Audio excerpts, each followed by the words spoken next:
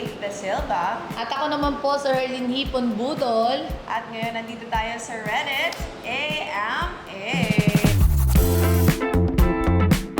So ngayon, magkakasagutan na tayo ng mga katanungan na i-comment nyo ngayong araw. Kaya naman, Faith, umpisahan. Simulan ko. O sige, sa akin to ha. Sabi daw, there's a better way to get paid fast. Ads pala yun.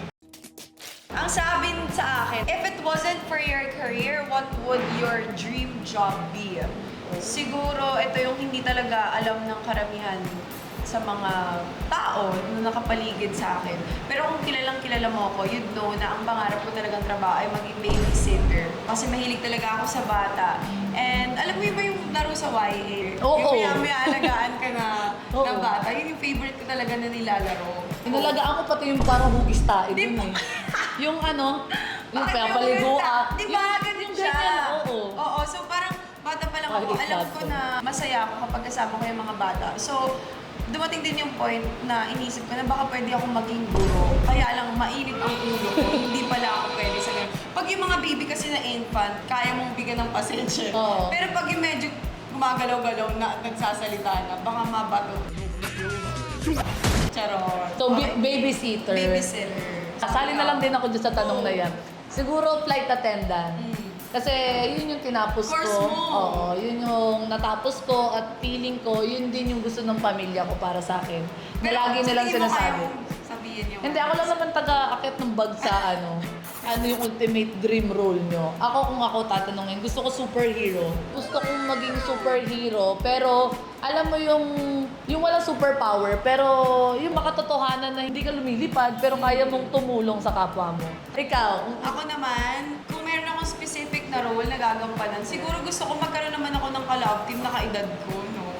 Kasi lahat na napupunta sa akin, dali-dali yung dali-dali yung atake. Parang Dali. feeling ko, ano naman, kakaiba naman yun para sa akin. It's something different talaga. Ito naman, sabi sa akin, ano ang feeling daw na maging bagong generation ng sangre?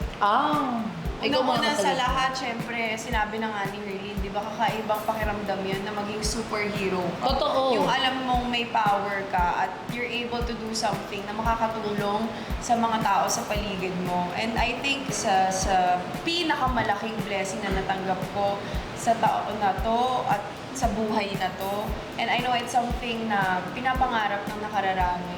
More than anything, siguro yung fulfillment ko sa sarili ko na it was given to me because nakikita nila na may mga qualities ako ng pagiging sangre. At para magkaroon ka ng quality ng pagiging sangre o ng superhero, ibig sabihin winner ka. Totoo. Diba? Maging part ka pala ng sangre, kahit ako dumaan lang ako doon, Diba? magiging proud na ako eh. Oo. So ikaw yung parang lead role ka doon. I'm so proud of you. Abisala. Ang Parang daw, kumbaga, Cash Nea. fulfilled ako pero grounded. Yung pa ako, nandito pa rin sa lupa. Pero ang Umaapoy ka dyan, naman. magantay po kayo sa Encantadio Chronicles ngayong 2025. Paano yung galit na? Pasample lang. Galit. Waka! Galit yun. For Herlin, pwede ka bang mag-OF? Kumbaga, parang choice ba? Binibigyan nila tayo ng choice. Parang ako, respeto lang sa lahat ng mga doon nagtatrabaho, kanya-kanyang grind yan, kanya-kanyang hustle yan. I respect you guys. Pero ako, hanggat kaya ko naman mag-grind ng sarili kong pagtatrabaho ng normal. Okay. Pero I respect sa lahat ng mga nagtatrabaho doon. Of course, ako sasali ako. Charot! Hindi kasi nalaman ko yung kitaan dyan eh. Malaki ang kitaan daw. Hello, I like money. Bakla kahit hindi ka na talaga magtrabaho Diba? ng isang buong Totoo. taon tapos isang pakita lang ng Pero yung ano sa mo. totoo, ano mo doon? Hindi ko kino-close yung door. So, parang meron ako mga nakakausap kasi na parang liberated na talagang what if lang naman, kumbaga tropa sa tropa nag-uusap, parang biruan na parang, uy what if ganito, opera ka na ganyan. Dahil hanggang sa kaya ng kakabuhay ng pamilya kong gagawin ko rin. Totoo naman. Hindi naman ako natatouch, edi touch ano lang. Wow. Kung isang ganyanan lang naman. Yaan mo na. Hindi ganun yung baliw. Ay, hindi ba? Iba yung ganun doon. Iba. Pero Iba. ano ang pinaka-challenging na bahagi ng pag-host sa TikTok lang? May mga moments ba na napapagod din kayo? Ay, nako po. Sa totoo lang, ang pinaka-challenging na bahagi ng TikTok lang ay si Kuya Jason Gainsa. One squatch and one big. Isang kain, isang tuka! Very good, very good. Isang kain, isang tukaw! Yun lang naman yun, wala nang iba. Kung isa din kayong host dito, maiintindihan nyo kung ano sinasabi ko. Wag. Pero I think yun yung masaya din. Kasi Kuya Jason kasi background lang sa story niya kung bakit naiinis talaga ako sa kanya. Eh pag nagsispills kami at may mga binabasa po kami, gumugulo po siya sa gilid namin. At ang goal niya talaga ay magkamali kami, ng live po kami. Pero habang tumatagal, I think paraan niya yun para mas mahasa din kami. Kung gusto mo, may paraan. Kung ayaw mo, may dahilan. Which nakakatulong din naman talaga. And ngayon, kahit na ano nangyayari sa paligid, Wala na sabi ko kaming pake. focused ako. Love Undercover. Diba? Ikaw din, focused kami. Di ba nung una ko nangangatog-ngatog Tsaka pa ako? inaaway talaga natin siya. Kung pwedeng kurutin mo yun habang hindi nakikita sa camera, kukurutin mo talaga siya dyan eh. Hindi kayo sa mga training nga niya. Training niya din talaga yun. At saka at the same time, siguro bukod sa yung pagpo-focus is yung kung paano ka magiging professional na i-control mo yung emosyon mo. Kasi tayo, palaban tayo na kailang talagang kailangan makapatol tayo. Eh. Tsaka tao lang din naman talaga kami, napapagod, napupuyat, inaantok, nangangalay. Pero hanggat maaari, ayaw namin iparamdam sa mga manonood na Yes. talagang may negative kaming daladala na Totoo. ihaharap sa inyo. Kaya hanggat maaari, pinapakita namin na light lang. Amoy esophagus. Ay talaga, masaya, pamilya. Pero kasi 'di ba sa mga bawat pamilya, may mga talaga nakatago doon na mga issues. Characters pati. Oo, Iba, diba? Oo, na hindi Nagka-clash issue na ganun. parang nag-aaway-aaway kami dito. As of now, wala naman nag-aaway-aaway pa. Wala pa naman. in So, fairness. simula nung pumasok ako dito, ako po yung pinakabago dito. Kaya parang naramdaman ko naman na masaya. Oo. Masaya.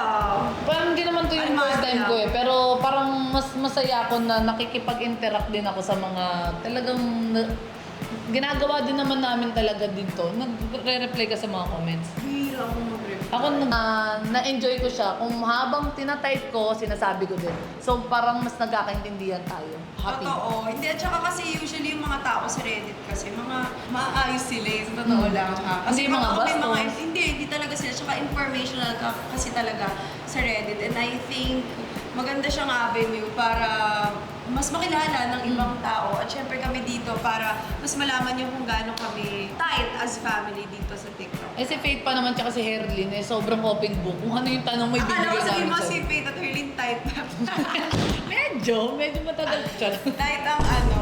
Yung puso. At syempre, 11, hello. Mga- Ang saya-saya ako makakapag ikipagplastikan na rin naman tayo. Hindi, meron din mga may mga... Maganda talaga yung mga katanungan nila. Maraming insight. At saka, syempre sa mga gusto pa din pong magbigay ng mga katanungan, ask Just comment anything down dito below. sa Reddit, di ba? Ask me anything. Ako, ang next ko na yung na-nominate, syempre ang mga kapwa kong Samire. Si Kelvin Miranda, Angel Grace Garcia, at Bianca Umali. Ako feeling ko si Si Kevin. Hindi, si Ah! Emma. Emma Natienza. Kasi, Bakit tayo mo si Kevin tsaka si Tony? Gusto ko silang tatlo, magkakasama. Feeling ko to talagang rambulan. yung tatawa. Ano? Tatawa ko sa'yo. Yan guys, manood mo kayo binibig. Ayun na nga yun, ba't ka natatawa? Wala lang, kasi parang maglarambulan. Gusto ko yun eh. Ay! At yes, sa mga kapuso po natin dyan, sana ay masamahan niyo kami sa r/Kamuning Station. Huwag niyong kakalimutan na napakadali. Letter R, / Kamuning Station. Yun lang. Reddit yan Yes. Makipag-AMA kayo sa lahat ng mga jerkies ng Ask me GMA. anything. Let's go! Maraming salamat sa mga ka-Reddit natin dyan sa pagbibigay po ng inyong mga katanungan para sa amin ni Herlin Bodol dito sa TikTok Vlog. Ayan, inibitahan po namin kayo manood araw-araw ng TikTok Lab, 11 ng umaga hanggang alas 12. Bago kayo mananghalian, Monday to Friday po yan. Siyempre, huwag niyo pong kakalimutan, Binibining Marikit. At siyempre, At ang Encantadia Chronicles Sangre this 2025. Abisala! Pashnea to! Wow!